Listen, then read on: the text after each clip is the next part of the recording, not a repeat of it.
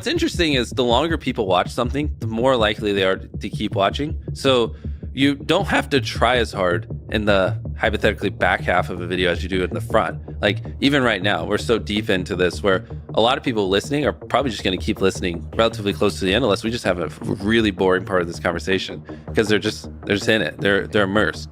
And so a big, like, to really boil it down to a simple level, you just want to get people where they're immersed in the content and then just kind of hold them there. The thing is, it's all knowledge. It really is. And like every time I say this, people debate it to the end of time on Twitter, but I don't care. Like I could start a new channel tomorrow with not using my face or my voice, like without ever promoting it. And in 6 months have 20 million subscribers. I just could. Yeah. It's purely knowledge. Like if you knew what I knew, you could get 10 million views a video and you could get 10 million subscribers no matter where you are right now within 6 months. It really is just knowledge. And I can already tell you 90% of the people watching, they don't agree with that. They don't. And everyone has excuses and they're always like, nah, YouTube just doesn't work like that, Jimmy. You don't understand. But I mentor a lot of people. I see it even to this day. I still see it all the time.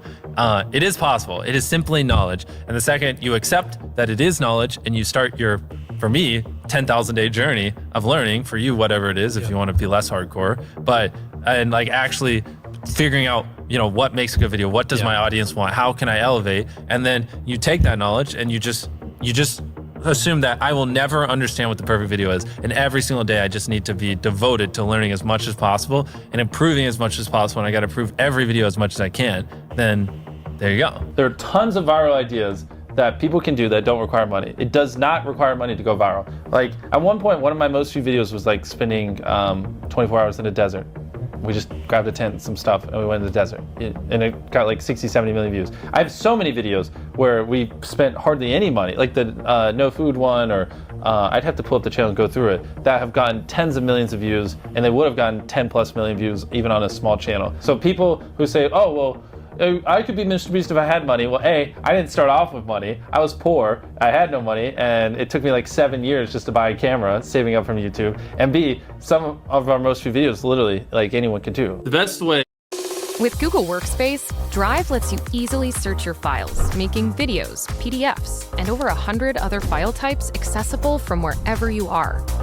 That's secure storage. To get views, in my opinion, I think it's better to really focus on quality if you're a very small YouTuber, and you can upload a video a day and like all the videos be average, and like none of those videos will really stand out. None of it's like epic enough where like the algorithm's gonna go, oh, this video is good, like we need to spread it. I feel like a lot of small YouTubers, they just post like videos that aren't bad, but they're not great, and they just do that, and none of them ever pop off, so they never get an audience. Where it might be better to like, you know, upload half or a third or even like a fifth of the videos, but make the videos you upload so freaking good that like the algorithm has to promote it, and that, you know, it has to find audiences for it, because it's such an interesting and good video. When you like set a consistent schedule and you're constantly having to upload videos that aren't as good as you'd like because you got to hit, oh, this Monday I said I'd upload every Monday, you know, like that's a dangerous trap, because then, you know, the viewers notice that the quality isn't as good and it makes them less likely to watch, and I think it hurts your longevity.